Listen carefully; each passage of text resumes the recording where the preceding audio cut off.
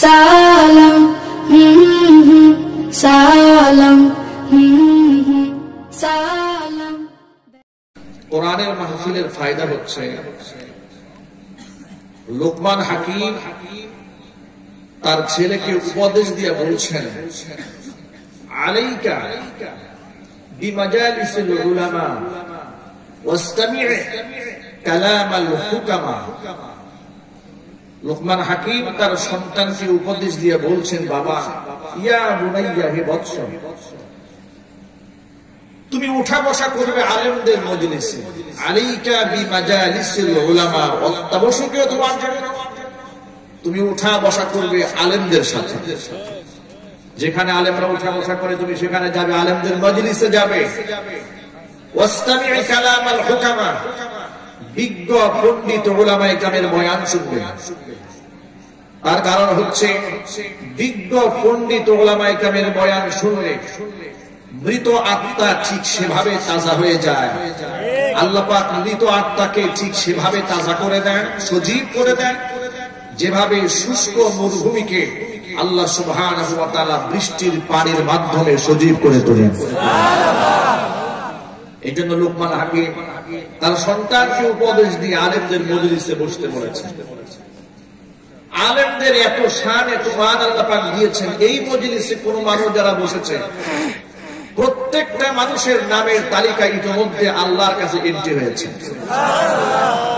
আপনারা শুনে অবাক হবেন, এখান থেকে বাড়ি ফেরার আগেই আল্লাহ পাকের পক্ষ থেকে আমাদের জন্য একটা উন্মুক্ত ঘোষণা আসবে।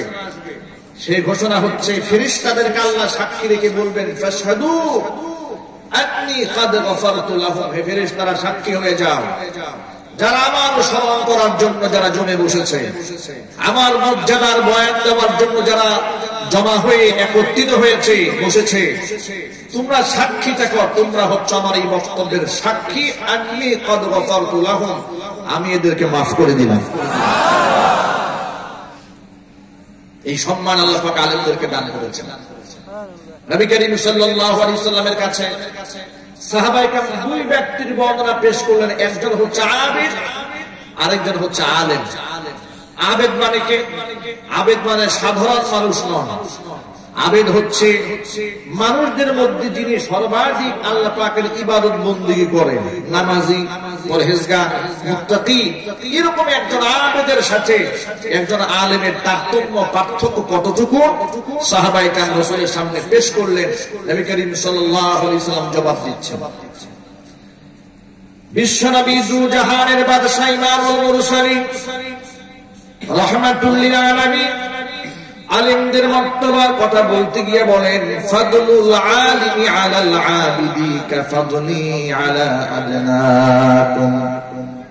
ও সাহাবীরা, একজন নামাজি পরহেজগার আবেদের উপরে একজন আলেমের মর্তবা ঠিক তেমন তোমরা সাহাবীদের মধ্যে সবচেয়ে নিম্নমানের আদনা সাহাবীর উপরে আমি নবীর মর্যাদা যেমন। আপনারা ভাবতে পারেন একজন আলেমের সম্মান কত। আলেমের সম্মানের কথা বলতে গিয়ে আল্লাহ পাক নিজেই কোরআন মাজিদের মধ্যে বলেন, ইয়ারফাইল্লাহু আল্লাযীনা আমানু মিনকুম ওয়াল্লাযীনা উতুল ইলমা দারাজাত। তোমাদের মধ্যে যারা ঈমান এনেছে তাদেরকে, ওয়াল্লাযীনা উতুল ইলমা, যাদেরকে ইলম দান করা হয়েছে, কোরআনের জ্ঞান দান করা হয়েছে, আসমানি ইলম যাকে দান করা হয়েছে, তাদের সম্মান মর্যাদা আমি আল্লাহ রাব্বুল আলামিন আকাশচুম্বী বানায়া দেব। ইয়ারফাইল্লাহু আল্লাযীনা আমানু মিনকুম ওয়াল্লাযীনা উতুল ইলমা দারাজাত। আলেমদের সম্মান এবং ঈমানদারদের সম্মান কে বাড়াবে? আল্লাহ। আল্লাহ সুবহানাহু ওয়া তাআলা ঘোষণা করলেন, আলেমদের সম্মান বাড়াবো, ঈমানদারদের সম্মান বাড়িয়ে দেব আমি আল্লাহ। কারণ ইজ্জত দেওয়ার মালিক কে? আল্লাহ। সম্মান দেওয়ার মালিক কে? আল্লাহ। কুলিল্লাহুম্মা মালিকাল মুলকি তুতিল মুলকা মান তাশা ওয়া তানজিউল মুলকা মিম্মান তাশা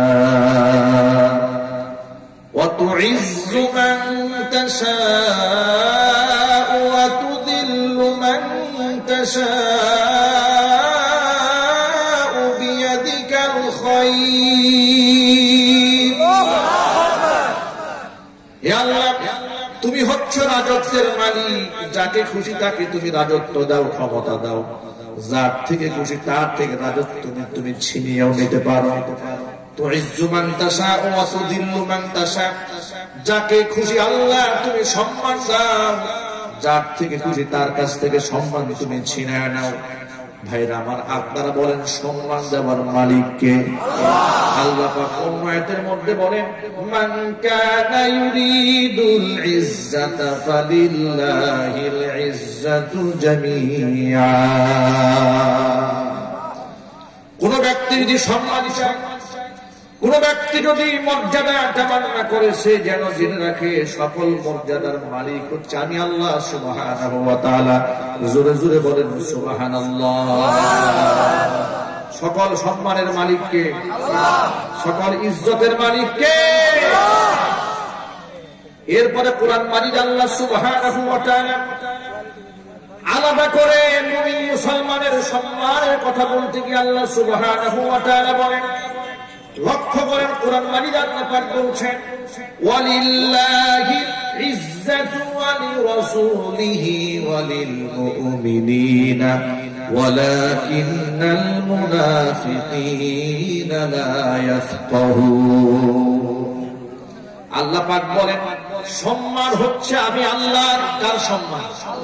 আরো জোরে বলতে হবে, সম্মান হলো আমি আল্লাহর, সম্মান হচ্ছে আমি আল্লাহর রাসূলের, সম্মান হচ্ছে আমার ঈমানদার বান্দাদের। ওয়ালাকিন্নাল মুনাফিকিনা লা ইয়াফকাহুন, কিন্তু জমিনের মধ্যে মুনাফিক যারা, তারা সেই এই বিষয়টা উপলব্ধি করে না। ঈমানদার বান্দাদের সম্মান রয়েছে, রাসূলের সম্মান রয়েছে, সম্মান রয়েছে উলামায়ে কেরামদেরকে। এই সম্মানটা কে দিয়েছেন? আল্লাহ।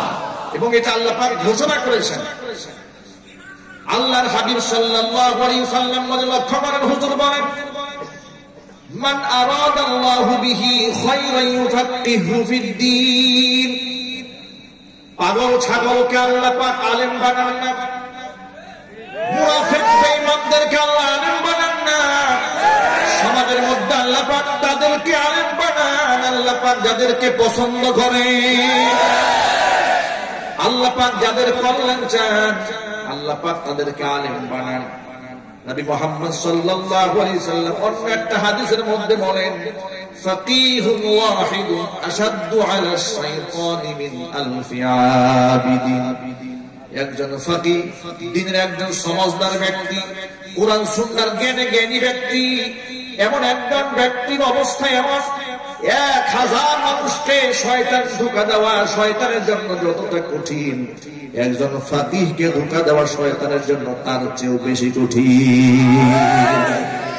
একজন সাধারণ মানুষকে শয়তান খুব সহজেই কব্জা করতে পারে, তাকে দিয়ে শিরিক করাতে পারে, বেদাত করাতে পারে, মাজারে সেজদা দেওয়াতে পারে, কবরে সেজদা দেওয়াতে পারে, পীরের পায়ে সেজদা দেওয়াতে পারে। কথা বলেন ঠিক কিনা? শুধু তাই নয়, আল্লাহ রাসূলের বিধানের বিরুদ্ধে জাহিলদেরকে দিয়ে শয়তান রাজপথে মিছিল করাতে পারে।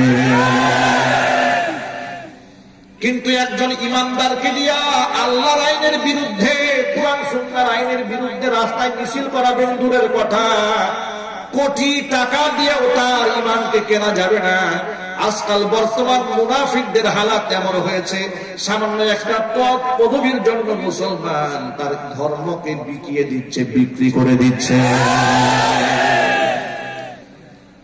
সব বুঝে না,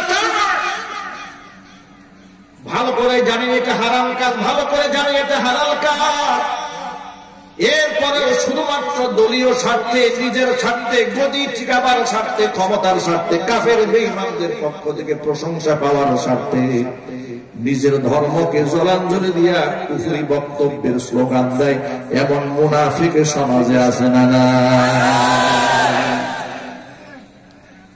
ও যুবক ভাইরা আমার, ভালো করে শুনে রাখেন, ইজ্জতের মালিক আল্লাহ, সম্মানের মালিক আল্লাহ। আপনি যে টাকা পয়সা ধন সম্পদ অর্জন করছেন, ধর্মকে বিক্রি করে দিয়ে আপনি সম্মান চাচ্ছেন, আল্লাহর কসম করে বলি এর মাধ্যমে আপনি সম্মান পাবেন না, সম্মান পাবেন না। ইসলামকে আঘাত যারা করেছে, আল্লাহকে যারা গালি দিয়েছে, ধর্মের বিরুদ্ধে যত বড় নেতা, যত বড় কর্মী, যত বড় শক্তিশালী ব্যক্তি অবস্থান নিয়েছে, জমিন থেকে আল্লাহ পাক তাকে জুতা পিটা করে বিদায় করে দিয়েছে। ও প্রিয় ভাইয়েরা আমার, কোরআন মাজিদ আল্লাহ রাব্বুল আলামিন বলেন এই কথাটা মুনাফিকরা বুঝে না। ইজ্জত দেওয়ার মালিক কে? আল্লাহ। সম্মান দেওয়ার মালিক কে? আল্লাহ। ওরা আমার আলেমের সম্মান নিয়ে খেলে, ওরা আবার আলেমদেরকে খেলার জন্য ডাকে। কথা বলেন। এবার কোরআন শরীফ আল্লাহ কি বলেন শোনেন। আল্লাহ সুবহানাহু ওয়া তাআলা বলেন, কুল হাল ইয়াস্তাবিল্লাযীনা ইয়া'লামুনা ওয়াল্লাযীনা লা ইয়া'লামুন ইন্নামা ইয়াতাযাক্কারু উলুল আলবাব।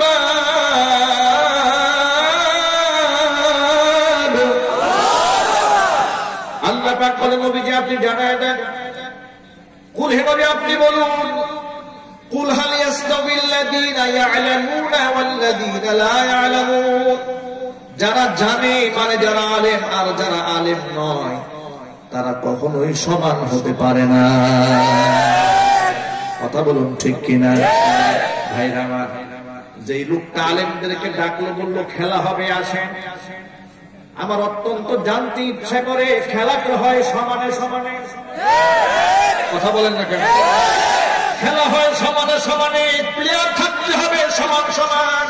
কিন্তু কোরআন তো আল্লাহ বলে দিয়েছেন যারা আলেম আর যারা আলেম না তারা কখনোই সমান হতে পারে না। যারা আলেম তাদের সম্মান আকাশ চুম্বি, যারা জাহেল 1 লক্ষ জাহেল মিলে আলেমের একটা জুতার সমান হবে না।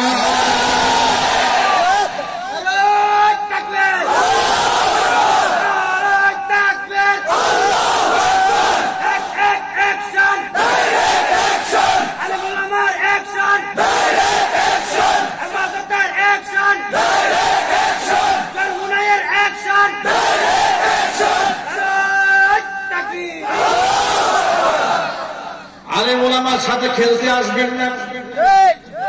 আলেম ওলামার সাথে খেলা করা মানে রসুলের সাথে খেলার ঘোষণা দেওয়া, নবীজির সাথে খেলার ঘোষণা দেওয়া মানে হচ্ছে আল্লাহর সাথে খেলার ঘোষণা দেওয়া। আল্লাহর সাথে খেলার ঘোষণা দিয়েছিল নমরুদ। কথা বলেন। অত্যন্ত দামি জিনিসের পিঠানি খাওয়ায়া জমিন থেকে বিদায় করে দিয়েছিলেন। সেই দামি জিনিসটার নাম কি?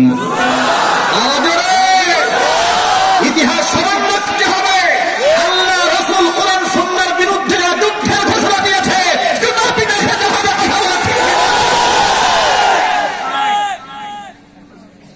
ও যুবক ভাইরা আমার, আলেমদেরকে সম্মান দিতে শিখুন, কারণ আলেমদেরকে সম্মান দিতে নির্দেশ দিয়েছেন স্বয়ং আল্লাহ। সম্মান দিতে বলেছেন স্বয়ং বিশ্বনবী মুহাম্মদ রাসূলুল্লাহ সাল্লাল্লাহু আলাইহি ওয়াসাল্লাম। আল্লাহ রাব্বুল আলামিন আলেমদের ইজ্জতটা বাড়িয়ে দিয়েছেন, সম্মান দিয়েছেন। দুনিয়ার কাফের বেঈমানরা কোনোদিন এই সম্মান পাবে না যে সম্মান কোরআনের খাতিরে একজন আলেম পায়। আলেমদেরকে তোমরা গালিগালাজ করো, তোমাদের মধ্যে ইলম নাই, তোমরা জানো না। ফিকহ কিতাব স্পষ্ট ফতোয়া লেখা আছে, আলেমকে যদি কোন ব্যক্তি গালি দেয় একমাত্র কারণ ওই আলেম ধর্মের আলেম, ইসলামের আলেম, দ্বীনের আলেম। শুধুমাত্র আলেম হওয়ার কারণে একজন ব্যক্তিকে যদি কেউ গালি দেয়, ফিকহ কিতাবের মধ্যে স্পষ্ট লেখা আছে সেই ব্যক্তি ঈমান হারা, বেঈমান, মুরতাদ হয়ে যায়। সাবধান হয়ে যান, সাবধান হয়ে যান। বিশ্বনবী সাল্লাল্লাহু আলাইহি সাল্লাম বলেছেন, সিবাবুল মুসলিমি ফুসুকুন ওয়া কিতালুহু কুফরুন। কোন মুসলমানকে গালিগালাজ করা, গালি দেওয়া, এটা হচ্ছে পাপাচার, কবিরা গুনাহ। আর মুসলমানকে হত্যা করা এটা হলো কুফরি। হত্যা করা যেমন কুফরি, কোন মুসলমানকে হত্যার হুমকি দেওয়াটাও ঈমান বিধ্বংসী কবিরা গুনাহ। কথা বলেন ঠিক কিনা? পৃথিবী সুগার করে যাচ্ছে। আলেমদেরকে গালি দেয় তারা, জিনা এবং ধর্ষণের সেঞ্চুরি করে যারা, চান্দাবাজার মাস্তানিতে গোটা বাংলাদেশ সহ বিশ্ব রেকর্ড করে যারা, আলেমদেরকে গালি দেয় তারা। ও মুসলমান ভাইরা, আলেমরা হচ্ছে জাতির শ্রেষ্ঠ সন্তান। কথা বলেন ঠিক কিনা? আলেমদের চুরির রেকর্ড নাই, আছে নাকি? টেন্ডারবাজির রেকর্ড নাই, খুনাখুনির রেকর্ড নাই। হাজার হাজার লক্ষ লক্ষ মাদ্রাসার মধ্যে লক্ষ লক্ষ ছাত্র লেখাপড়া করে, একটা মাদ্রাসার নাম বলেন যে মাদ্রাসার জমি দখল নিয়ে কিংবা ছাত্ররা নিজেরা গ্রুপিং করে দাও নিয়ে, ক্ষমতা নিয়ে, সাফল নিয়ে, বেগার নিয়ে, পিস্তল নিয়ে দৌড়দৌড়ি করেছে, বাংলার সীমানার মধ্যে এমন একটা মাদ্রাসা আছে? যদি বলতে হবে এমন একটা মাদ্রাসা আছে যেখানে মাদকের ব্যবসা হয়? এমন একটা মাদ্রাসা আছে যেখান থেকে মাস্তান তৈরি হয়, জঙ্গিবাদ তৈরি হয়, খুনি তৈরি হয়, ধর্ষক তৈরি হয়? আমি তো আল্লাহর নামে কসম করলে আমাকে কাফারা দিতে হবে না। সরকার যখন গোটা বাংলাদেশে টেকনাফ থেকে তেতুলিয়া, রূপসা থেকে পাথুরিয়া পর্যন্ত মাদকের বিরুদ্ধে জিরো টলারেন্স নীতি অবলম্বন করে মাঠে ময়দানে সরকারের বাহিনী নামিয়ে দিয়েছিলেন, তখন গোটা বাংলাদেশের স্কুল, কলেজ, বিশ্ববিদ্যালয়, সচিবালয় থেকে শুরু করে, মন্ত্রণালয় থেকে শুরু করে বড় বড় পুলিশ অফিসার পর্যন্ত মাদকের সাথে জড়িত পাওয়া গেছে। পত্র পত্রিকার মধ্যে এসেছে মানুষদেরকে বিনা অপরাধে ক্রসফায়ার দিয়েছে, হত্যা করেছে। ওসি প্রদীপের মতো কত ওসি বাংলার মাটিতে আছে তার কোনো হিসাব নাই। ত্রাস যারা সৃষ্টি করলো সমাজে, বিনা অপরাধে মানুষ যারা হত্যা করলো, কাদের ইশারায় করলো, কেন করলো? তারা জঙ্গি হয় না, তারা রাষ্ট্রদ্রোহী মামলার আসামি হয় না, কিন্তু উলামায়ে কেরাম রাষ্ট্রদ্রোহী মামলার আসামি হয়ে যায়। আহারে কপাল পুরা জাতি। এই মুসলমানের ঘুম ভাঙবে কবে? তবে মুসলমান বুঝতে পারবে মুসলমান আওয়ামী লীগ, বিএনপি, জামাত ইসলামের রাজনীতি নিয়ে এখনো পড়ে আছে। মুসলমানকে মনে রাখতে হবে স্বাধীন সার্বভৌম সোনার বাংলাদেশে কাফের বেঈমান সকলের নজর পড়েছে। এই জন্য আওয়ামী লীগ আর বিএনপি, জামাত ইসলাম, জাতীয় পার্টি, চরমনায় খেলাফত মজলিস সব ভুলে যেতে হবে। সকল মুসলমানদেরকে দলমত নির্বিশেষে দেশের স্বার্থে, ধর্মের স্বার্থে, ইসলামের স্বার্থে, কোরআনের স্বার্থে, রাসূলের স্বার্থে দাঁড়াতে হবে।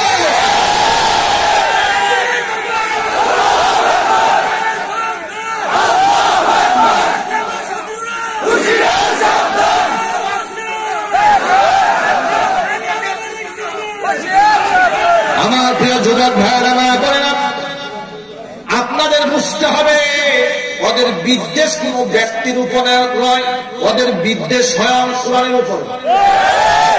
আমি আপনাদের সামনে প্রমাণ করে দেব ওদের বিদ্বেষ আল্লামা মামুনুল হক সাহেবের বিরুদ্ধে নয়, ওদের বিদ্বেষ ফয়জুল করিম দামাত বরকাতুহুমের বিরুদ্ধে নয়, ওদের বিদ্বেষ চরমনায়ের পীর সাহেবের বিরুদ্ধে নয়, ওদের বিদ্বেষটা বাবুনগরের বিরুদ্ধে নয়, ওদের বিদ্বেষ আল্লাহ পাকের কোরআন এবং তার বিধানের বিরুদ্ধে। কথা বলেন ঠিক কিনা? তখন আপনি কতগুলো আমার কাছে চান শোনেন। আপনারা হয়তো ভাবতে পারেন আমরা তো অনেক ভালো আছি, আমাদেরকে তালিকায় করা হয় না, আমরা অনেক মজা আছি। মনে রাখতে হবে যে অপরাধে তাদেরকে রাষ্ট্রদ্রোহ বলা হলো, সেই অপরাধটা কি? তারা মূর্তির বিরুদ্ধে কথা বলেছেন, ভাস্কর্যের বিরুদ্ধে কথা বলেছেন। আমার কথা স্পষ্ট মনে রাখতে হবে, আমার আল্লাহ, আমার রাসূল যদি ভাস্কর্যকে হারাম বলেন, ওই হারামকে হালাল বলার স্পর্ধ কোন জানোয়ারের আছে? কথা বলেন। ভর্তি উলামায়ে কেরাম, আমার ডানে বামে সামনে পিছনে উলামায়ে কেরামের অভাব নেই। আমার আল্লাহ, আমার রাসূল যদি কোন কাজকে হারাম বলে, আমার বাবার ক্ষমতা আছে তাকে হালাল বলা? মুফতি সাহেবের বাবার সাহস আছে? বুখারী মুসলিমের হাদিস খুলে আল্লাহ সুবহানাহু ওয়া তাআলা রাসূল যিনি জীবনে একটা মিথ্যা শব্দ জবান থেকে উচ্চারণ করেন নাই, বিশ্বনবী মুহাম্মদ রাসূলুল্লাহ সাল্লাল্লাহু আলাইহি ওয়াসাল্লাম 63 বছর হায়াত পেয়েছেন। আপনারা বলেন 63 বছর হায়াতে জীবনে একটা মিথ্যা কথা বলেছেন? একটা বাজে কথা বলেছেন। আল্লাহ নবী সাল্লাল্লাহু আলাইহি সাল্লাম যখন কাফের বেঈমানদের মাঝে ইসলামের দাওয়াত ওপেনে দিলেন, সাফা পাহাড়ের উপর দাঁড়িয়ে মক্কার কাফেররা আফসোস করে শুধু এই কথা বলে কান্না করতেছিল, আহারে এই মুহাম্মাদের বিরুদ্ধে আমরা কেমনে বলবো লোকটা মিথ্যাবাদী, তার কারণ 40 বছরে এই লোকটাকে একটা মিথ্যা বলতে শুনি নাই। আল্লাহু আকবার। ও মুসলমান ভাইয়েরা আমার, বিশ্বনবী মুহাম্মদ রাসূলুল্লাহ সাল্লাল্লাহু আলাইহি ওয়াসাল্লাম বলেছেন, ইন্না আশাদ্দান নাসি আযাবান ইনদাল্লাহি ইয়াওমাল কিয়ামাতিল মুসাদ্দিরুন। কিয়ামতের মাঠে জাহান্নামে যাদের সাজা সবচেয়ে বেশি দেওয়া হবে, তাদের মধ্যে অন্যতম ওই সমস্ত ব্যক্তি যারা এই দুনিয়ার মধ্যে প্রাণীর ছবি অঙ্কন করেছে, যারা ভাস্কর বানিয়েছে, যারা ভাস্কর্য বানিয়েছে, মূর্তি যারা বানিয়েছে, ছবি যারা আঁকিয়েছে, ওই সমস্ত ব্যক্তিদেরকে জাহান্নামের মধ্যে চূড়ান্ত পর্যায়ে শাস্তি দেওয়া হবে। এই কথাটাকে আমি বললাম? কথা বলে না কেন? এই কথাকে আমি বলেছি? এখানে স্টেজের উলামায়ে কেরাম আছেন, তারা সাক্ষী দেবেন এই কথা আল্লাহ রাসূল বলেছেন কিনা। বলতে হবে রাসূল যে কথা বলেছেন তার পক্ষে সাক্ষী উলামায়ে কেরাম হাত তোলেন।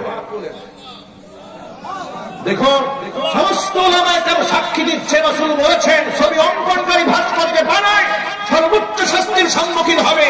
এটা জানার পরে আমাকে হালাল বলতে হবে না? কথা বলে না কেন?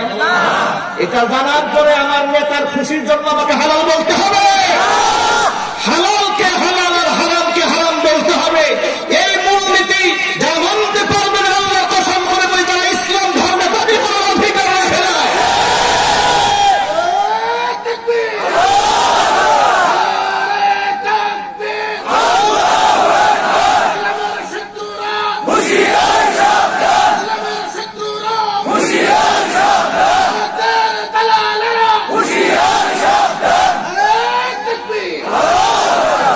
আপনাদেরকে ফিকহের একটা মূলনীতি বলে দেই, মনে রাখবেন মৃত্যু পর্যন্ত। একটা মূলনীতি আপনাদেরকে বলে দিই, কোন ব্যক্তি যদি ইসলামের কোন বিধানকে না মানে, যে বিষয়টা ফরজ কিংবা ওয়াজিব, যদি সেই ব্যক্তি না মানে, তাহলে সে কাফের হবে না, সে হবে ফাসিক। কি হবে? আমি মূলনীতি ভুল বললে আমার ডান পাশে মুফতি সাহেব বসে আছে, এখানে উলামায়ে কেরাম আছে। ফিকহের মূলনীতি হচ্ছে কোন ব্যক্তি যদি শরীয়তের ফরজ বিধানকে, ওয়াজিব বিধানকে লঙ্ঘন করে, অস্বীকার করে না, লঙ্ঘন করে, মানে না, আমল করে না, তাহলে সেই ব্যক্তি কি হবে? ফাসিক হবে, কবিরা গুনাহগার হবে, কাফের হবে না। কিন্তু কোন ব্যক্তি যদি ইসলামের কোন বিধানকে অস্বীকার করে কিংবা ইসলামের নির্দেশিত জায়েজ বিষয়কে হালাল মনে করে, হারামকে হালাল মনে করে কিংবা হারামকে হালাল মনে করে, এমন বিশ্বাস যদি লালন করে, তাহলে সেই ব্যক্তি বেঈমান মুরতাদ হয়ে যাবে। কথা কি বুঝতে পেরেছেন? উদাহরণ যেমন দাড়ি রাখাটা ওয়াজিব, দাড়ি রাখা ওয়াজিব। কোন ব্যক্তি যদি শয়তানের ওয়াসওয়াসায় পড়ে দাড়ি না রাখে, সে কাফের হবে না।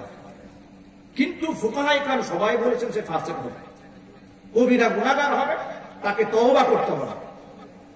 তওবা ছাড়া যদি সে মারা যায়, একটা গুনাহের জন্য ৭,০০০ বছর জাহান্নামের আগুনে পুড়তে হবে।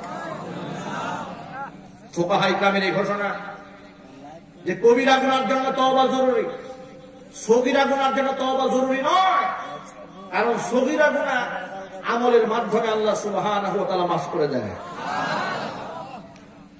ফর এক্সাম্পল বলি আপনাদেরকে, শোনেন, কোন মুসলমান যখন নামাজ পড়ার জন্য ওযু করে, এই হাত যখন মুসলমান ধৌত করে, হাত দিয়ে যত সগীরা গুনাহ করেছে, ওযুর পানির সাথে হাতের যখন ধৌত করে, ওযুর পানির সাথে হাত দিয়ে যত গুনাহ করেছে, আল্লাহ সুবহানাহু ওয়া তাআলা পরিষ্কার করে দেয়। মুখমণ্ডল যখন ধৌত করে, এই চোখ দিয়া মুখ দিয়া যত সগীরা গুনাহ করেছে, ওযুর পানির সাথে দিয়ে চলে যায়। পা যখন ধৌত করে, ওযুর পানির সাথে পা থেকে যখন পানি বয়ে পড়ে যায়, সগীরা গুনাহগুলো পা থেকে জোরে জোরে পড়ে যায়। জোরে জোরে বলেন সুবহানাল্লাহ। কিন্তু গুনাহে কবিরা যেগুলা, এই সমস্ত কবিরা গুনাহ তওবা ছাড়া মাফ হয় না। তওবা করলে আল্লাহ এমন ভাবে নিষ্পাপ বানিয়ে দেন, বিশ্বনবী সাল্লাল্লাহু আলাইহি সাল্লাম বলেছেন, আত্তাইবু মিনাদ দামবি কামান লা দামবালা। কোন ব্যক্তি যদি খাস দিলে আল্লাহর কাছে তওবা করে, আল্লাহর কাছে কান্নাকাটি করে, রব্বুল আলামিন গুনার সাগরে হাবুডুবু খেয়েছি, তুমি আমার রব, তুমি ছাড়া আমাকে কেউ মাফ করতে পারবে না, এমন ভাবে রুনাজারি করে বান্দা যদি কান্দে, আল্লাহর হাবিব বলেন তওবা আল্লাহর কাছে এমন ভাবে মঞ্জুর হয়ে যায়, তার আমলনামার মধ্যে কোনো গুনাহ থাকে না। আল্লাহ পাক নিরাশ হতে নিষেধ করেছেন। আল্লাহ পাক বলেন, কুল ইয়া ইবাদিয়াল্লাযীনা আসরাফু আলা আনফুসিহিম লা তাকনাতু মির রাহমাতিল্লাহ। ও আমার বান্দারা, যারা কবিরা গুনাহ করে নিজের উপর জুলুম করেছো, লা তাকনাতু মির রাহমাতিল্লাহ, আমি আল্লাহর রহমত থেকে নিরাশ হও না, আমি আল্লাহর দিকেই ফিরে আসো। আমি আল্লাহ হচ্ছে সেই মহান সত্তা, তওবা করলে যিনি সব গুনাহ মাফ করে দেই। প্রিয় ভাইরা আমার, যত মানুষ এখানে আমরা এসেছি, আমাদের সবার জীবনে সগীরা কবিরা কিছু না কিছু কম বেশি গুনাহ আছে না নাই? আরো জোরে বলেন। আপনারা হয়তো ভাবতে পারেন যে আলেমদের গায়ে কোনো গুনাহ নাই। অবশ্য আলেমরাও মানুষ। দুনিয়াতে একমাত্র আম্বিয়া আলাইহিমুস সালাতু ওয়াস সালাম ছিলেন বেগুনাহ মাসুম। এছাড়া পৃথিবীতে যত মানুষ আছেন সমস্ত মানুষই গুনাহগার।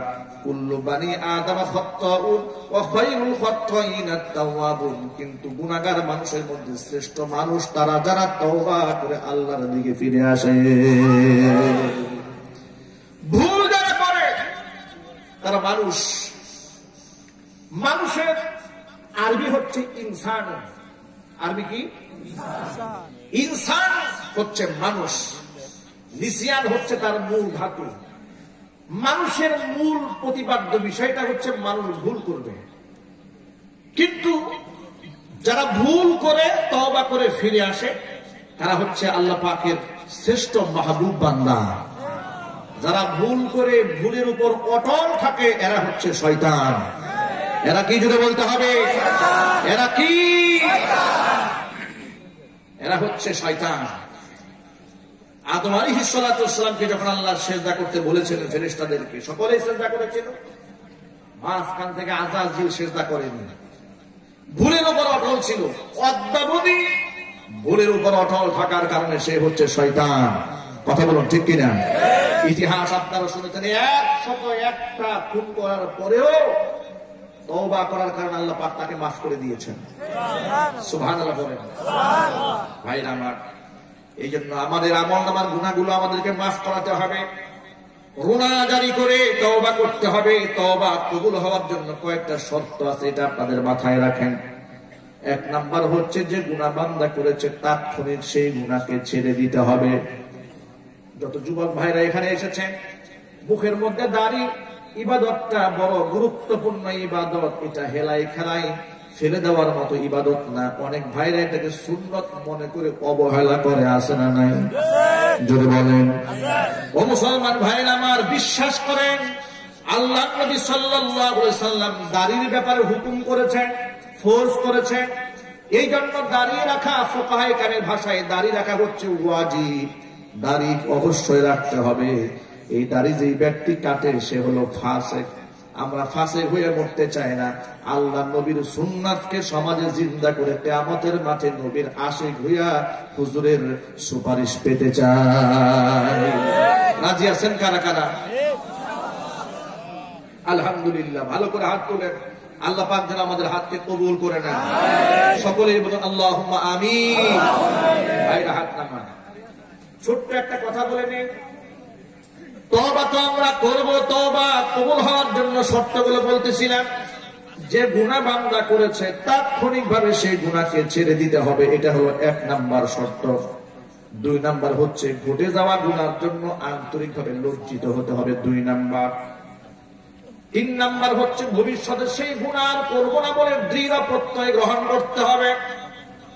আর 4 নাম্বার শর্ত হচ্ছে যদি বান্দার হক সংশ্লিষ্ট বিষয় এর মধ্যে থেকে থাকে, বান্দার কাছে হক আদায় করে হক বুঝাই দিয়া বান্দার কাছ থেকে মাপ চেয়ে নিতে হবে। ভাইরা আমার, আজকে বান্দার হককে মানুষ গুরুত্ব দেয় না। মানুষের অসংখ্য মানুষের হক নষ্ট করে। আর বান্দার হক বলতে মানুষ কি মনে করে? শুধু টাকা পয়সা নিয়ে যাওয়াটাকেই হক মনে করে না। একজন মুসলমানের আরেকজন মুসলমানের প্রতি অনেক হক রয়েছে। হুজুর বলেন, যখন তোমার দেখা হয়ে যাবে, ইদা লাকিতাহু ফাসাল্লিম আলাইহি, এটাও মুসলমানের হক। এক মুসলমান আরেক মুসলমানের সাথে যখন দেখা হবে, তখন তুমি তাকে সালাম দিবে। জোরে কোন সুবহানাল্লাহ। মুসলমানকে তুমি সালাম করবে, এটা তোমার হক। মুসলমান যদি আলহামদুলিল্লাহ বলে, তাহলে তার জবাবে তুমি বলবা ইয়ারহামুকাল্লাহ, এটা তোমার হক। মুসলমান যদি তোমাকে দাওয়াত করে, তার দাওয়াতে সাড়া দেওয়া, এটা তার হক। তোমার একজন ভাই মুসলমান যদি অসুস্থ হয়ে যায়, তাকে দেখতে যাবে, এটা তার হক, তার পাওনা। কোন মুসলমান ভাই যদি মারা যায়, তার জানাজার নামাজের মধ্যে অংশগ্রহণ করা, এটা তার প্রাপ্য অধিকার। এই হকগুলা পালন করবেন। বিশ্বনবী সাল্লাল্লাহু আলাইহি ওয়াসাল্লাম সালামের গুরুত্ব দিতে দিতে এত বেশি দিয়েছে, আল্লাহর হাবিব বলেন, সাল্লিম আলা মান তারিফ ওয়া মান লাম তারিফ, তুমি যাকে চেনো তাকেও সালাম দাও, যাকে চেনো না তাকেও সালাম দাও। হুজুর বলেন, শুধু সালাম দিবে তাই নয়, আফসুস সালাম, মানুষের সমাজের মধ্যে সালামের প্রচার এবং প্রসার ঘটায়া দাও। ও আতইমুত তুআম, মানুষদেরকে খাবার খাওয়াও। 3 নম্বর রাসূল বলেন, ওয়াসাল্লু ওয়ান নাসু নিয়াম। হুজুর 3টা আমল বলে দিলেন। 1 নম্বর হচ্ছে আফসুস সালাম, সমাজের মধ্যে সালামের প্রচার এবং প্রসার ঘটায়া দাও। ভাইরা আমার, সালাম একজনকে সালাম দেওয়ার নাম প্রচার করা না। প্রচার প্রসার কাকে বলে? একটা মাহফিল হয়, একটা অনুষ্ঠান হয়, রাস্তাঘাটে বারংবার মাইকে এলান করতে থাকে, এক শব্দ বারবার বারবার উচ্চারণ করতে হয়, এটাকে বলা হয় এলান, এটাকে বলা হয় প্রচার এবং প্রসার। ঠিক কি না? হুজুর বলেছেন, সালামের প্রচার করো, সালামের প্রসার ঘটাও। সালাম পাওয়ার অপেক্ষায় থেকো না। আজকে তো আমাদের মধ্যে অহংকার ঢুকে গেছে। আমরা সবাই পাটা লম্বা করে দিয়ে থাকি যে আমাকে সবাই সালাম দিবে, আমি হলাম অফিসার সাহেব। বলেন ঠিক কিনা? অফিসার সাহেব তার অধীনস্থ কর্মচারীদেরকে সালাম দিতে চায় না, অহংকার পেয়ে বসেছে। হুজুরে তার মুক্তাদিকে অনেক ক্ষেত্রে সালাম দিতে চায় না, অপেক্ষায় থাকে, আমি হলাম হুজুর, উনি আমাকে সালাম দেবেন, অপেক্ষায় থাকে। ভাইরা, চেয়ারম্যান সাহেব, এমপি সাহেব, মন্ত্রী সাহেব অপেক্ষায় থাকে অনেক ক্ষেত্রে যে আমি হলাম লিডার, আমি হলাম নেতা, সবাই আমাকে সালাম দিবে আর আমি হাত তুলে একটু খালি এরকম করব। কথা ঠিক কিনা?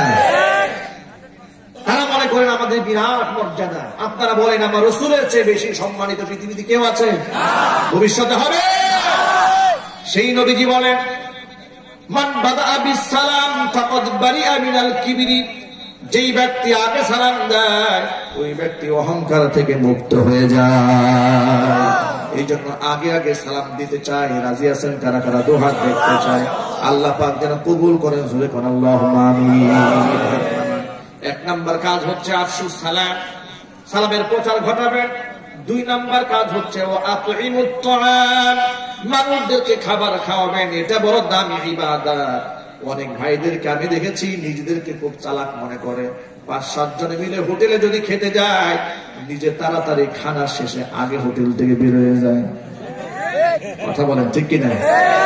খাবার খেয়ে দেখা যায় যিনি বিল করবে ওই যে ওনাকে ধরাই দিয়ে, এরপরে বের হয়ে এসে মজাক করে বলতে থাকে, দিয়েছি আজকে ধরাই যায়। বিরাট কাম করেছে। নিজেকে খুব চালাক মনে করে, আর যে লোকটা বিল দিচ্ছে সে তাকে বোকা মনে করে। রাসূল পাক সাল্লাল্লাহু আলাইহি ওয়াসাল্লাম বলছেন, চালাক তো ওই ব্যক্তি যে ব্যক্তি অন্যকে খাবার আহার করায়। চিল্লাহ আল্লাহু আকবার। এখন থেকে নিজে বিল দেওয়ার চেষ্টা করবেন। রাজি আছেন ইনশাআল্লাহ? মেহমানদারি করবেন। এটাও আম্বিয়া আলাইহিমুস সালাতু ওয়াস সালামের একটা গুরুত্বপূর্ণ আদর্শ, গুরুত্বপূর্ণ একটা আমল, মানুষদেরকে খাওয়ানো। নবী করিম সাল্লাল্লাহু আলাইহি ওয়াসাল্লাম মানুষদেরকে খাওয়াতে খাওয়াতে অবস্থা এই পর্যায়ে দাঁড়িয়েছে যে ঘরের মধ্যে পানি ছাড়া কোনো খাবার নাই। জাতির পিতা ইব্রাহিম আলাইহিস সালাতু ওয়াস সালাম মানুষদেরকে মেহমানদারি করাতে করাতে অবস্থা এই পর্যায়ে দাঁড়িয়েছে, ঘরের মধ্যে মেহমান না থাকলে রাস্তা থেকে লোক ধরে এনে এক দস্তরখানা খাবার খেতে বসতেন। এরপরে সুবহানাল্লাহ বলে দিচ্ছে। আমাদের বাড়ি ঘরে মেহমান আসলে আমাদের মা বোনরা রাগ হয়ে যান, ঠিক কিনা? মা বোনদের চেহারার দিকে তাকানো যায় না, মেজাজ এত খারাপ। স্বামীর চেহারার দিকে বুড়ো কুচকায় বলে, তোমার আর খাইয়া দেয়া কাজ নাই। মেহমান বাড়ি নিয়ে আসো, আমার বাচ্চা কাচ্চা এই শিখ দেখো না চোখে, এদেরকে খাওয়াইতে হবে। মেজাজ খারাপ হয়ে গেছে। স্বামী বেচারা ভয়ে হোটেল থেকে নাস্তা নিয়ে আসছে। বাস্তবতা আছে না নাই? আবার কিছু বেয়াক্কল মেহমানও আছে, মেজবানের বাড়ি থেকে উঠলে আর বাড়ি থেকে বেরোইতে মনে চায় না, আছে না নাই? এই বেয়াক্কলও আছে। আল্লাহ সুবহানাহু ওয়া তাআলা উভয়কে হেদায়েত দান করেন। একটা হাদিস আপনাদেরকে শোনায়। বিশ্বনবী সাল্লাল্লাহু আলাইহি সাল্লামের কাছে একজন মেহমান এলেন। আল্লাহর হাবিব সাল্লাল্লাহু আলাইহি সাল্লাম নিজের ঘরে নক করলেন। আয়েশা রাদিয়াল্লাহু তাআলা আনহার কাছে জানতে চাইলেন, আয়েশা রে, তোমার ঘরে কোনো খাবার আছে? আয়েশা রাদিয়াল্লাহু তাআলা আনহা বলেন, নবীজি, আমি আয়েশার ঘরে পানি ছাড়া কোনো খাবার নাই। আল্লাহর নবী হাফসা রাদিয়াল্লাহু তাআলা আনহার ঘরে নক করলেন। হাফসা রাদিয়াল্লাহু তাআলা আনহা একই জবাব দিলেন, নবীজি, পানি ছাড়া ঘরের মধ্যে কোনো খাবার নাই। এবার আনসারী সাহাবীদেরকে সামনে নিয়ে হুজুর বললেন, যেই ব্যক্তি এই লোকটাকে আজকে রাত্রে মেহমানদারি করাবে, ওই ব্যক্তির উপর আল্লাহ পাক রহমত নাজিল করবে। এই কথা শুনে আনসারী একজন সাহাবী আবেগে দাঁড়িয়ে গেলেন। দাঁড়িয়ে বললেন, নবীজি, তাকে আমি আমার বাড়িতে মেহমান বানিয়ে নিয়ে যাব। নবী করিম সাল্লাল্লাহু আলাইহি ওয়াসাল্লাম তার সাথে ওই আনসারী সাহাবীর সাথে বাড়িতে পাঠিয়ে দিলেন। মেহমান বাড়ি নিয়ে গেলেন। বাড়ি নিয়ে স্ত্রীকে একান্তে দেখে জিজ্ঞেস করেন, বিবি রে, ঘরের মধ্যে কি মেহমানদারি করার মতো খাবার আছে? ঘরের মধ্যে যে খাবার নাই তার খবর নাই। স্ত্রী স্বামীকে ডাক দিয়ে বলে, বাচ্চার খানা আছে সামান্য একটু, শিশু বাচ্চার খাবার ছাড়া কোনো খাবার নাই। এই খাবার বাচ্চাকে না দিলে সারা রাত কান্না করবে। সাহাবী বলছেন, শোনা, আমার নবী বলেছেন, মেহমানদারি করলে আল্লাহর রহমত পাবো। এটা একটা সুবর্ণ সুযোগ। বাচ্চার খানাটা মেহমানকে খাওয়াবে, প্রয়োজনে সারা রাত বাচ্চাকে আদর করে রাখবো, কুলে করে রাখবো। মেহমানকে মেহমানদারি করাতে হবে, খাওয়াতে হবে। আবার আরেকটা আদর লক্ষ্য করেন, মেহমান যখন খাবার খাবে, মেহমানের সাথে বসে খাবার খাওয়া, এটা হলো সুন্নাত। কারণ আপনি যদি মেহমানের সাথে খেতে না বসেন, মেহমান মনে মনে ভাবতে পারে বাড়িওয়ালার জন্য মনে হয় স্পেশাল খানা আছে। কথা বলেন ঠিক কিনা? অনেকেই খেতে চান না, মেহমানের সাথে কিছুটা খাবারের শরীক হবে, এতে মেহমান খুশি হন, আন্তরিক হন খাবার খাওয়ার ক্ষেত্রে। না হয় তিনি লজ্জাবোধ করেন। ইসলাম কত সুন্দর, সুবহানাল্লাহ। ওই সাহাবী তো এটা জানেন, মেহমানের জন্য খাবারই আছে অল্প, আবার তিনি খাবারে শামিল হবেন কিভাবে? স্ত্রীকে বললেন, শোনো, আমি যখন মেহমানের সাথে খাবার খেতে বসবো, তুমি সুকৌশলে ঘরের বাতিটা নিভাইয়ে দিবা। ঘরের বাতি যখন বন্ধ হয়ে যাবে, অন্ধকারে কিছু দেখা যাবে না, আমি আমার প্লেটের মধ্যে খালি হাত ঘুরাবো আর পানি দিয়ে এদিক সেদিক নাড়াচাড়া করবো। আমার মেহমান মনে করবে আমিও খানা খাচ্ছি। আল্লাহু আকবার। আমার মেহমান মনে করবে আমিও খানা খাচ্ছি। তাহলে মেহমান আন্তরিক ভাবে খাবার খাবে। এভাবে করে মেহমানদারি করালেন। সকালবেলা ফজর নামাজের পর এই সাহাবী মসজিদে নববীতে যখন গিয়েছেন, বিশ্বনবী দু জাহানের বাদশা ইমামুল মুরসালিন রাহমাতুল লিল আলামিন সাহাবীর চেহারার দিকে তাকিয়ে তাকিয়ে মুস্কি মুস্কি হাসতেছেন। সাহাবী সামনে গেলেন। আল্লাহর হাবিব সাল্লাল্লাহু আলাইহি সাল্লাম বললেন, সাহাবী, গত রাতে তুমি আর তোমার স্ত্রী মেহমানের সাথে যা করেছো, সকল খবর আল্লাহ পাক জিবরাইল মারফত আমাকে জানিয়ে দিয়েছে। আল্লাহ পাক আমাকে জানিয়ে দিয়েছে, তুমি যে নিজে না খেয়ে সন্তানকে না খাইয়ে মেহমানকে খাবার খাইয়েছো, এই খবর আল্লাহ পাক আমাকে জানিয়ে দিয়েছে। সাহাবায়ে কেরামের এই ছিল চরিত্র। ওয়ায়ুসিরুনা আলা আনফুসিহিম ওয়ালাউ কানা বিহিম খাসাসা। নিজেদের মধ্যে ক্ষুধা, নিজেদের মধ্যে দারিদ্রতা থাকার পরেও, নিজের মধ্যেই তো অভাব অনটন থাকার পরেও তারা অন্যদেরকে থাকো, আল্লাহর সিজদায় পড়ে থাকো। হুজুর এক হাদিসের মধ্যে বলেছে, দিনের বেলায় কেউ যদি তার চেহারার মধ্যে নূর দেখতে চায়, সে যেন রাত জেগে রবের ইবাদত করে। আল্লাহু আকবার বলেন। রাত জেগে যেন রবের ইবাদত করে।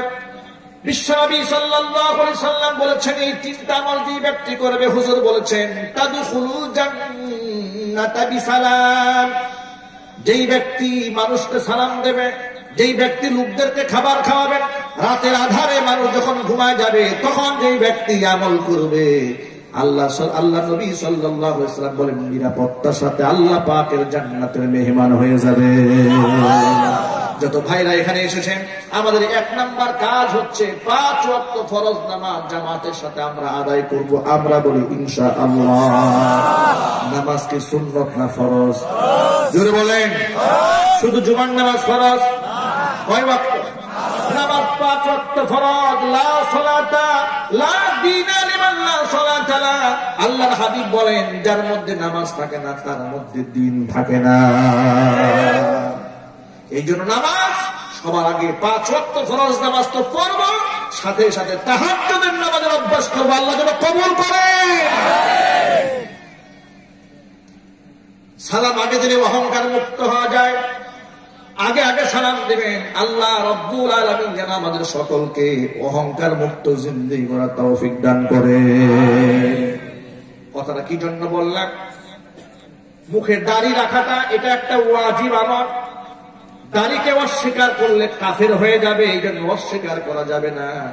যত ভাইরা এসেছেন, যুবক ভাইরা যারা আছেন, বিনীত অনুরোধ জানাচ্ছি, মুখের দাড়িটা রাখবেন। এটা শুধু প্যান্ডেলের মধ্যে সীমাবদ্ধ রাখলে চলবে না। বাড়িতে গিয়ে স্ত্রীকে বুঝাবেন, আমার মুখে দাড়ি থাকলে সম্মান বাড়াই দেবেন কে? ইজ্জত বাড়াই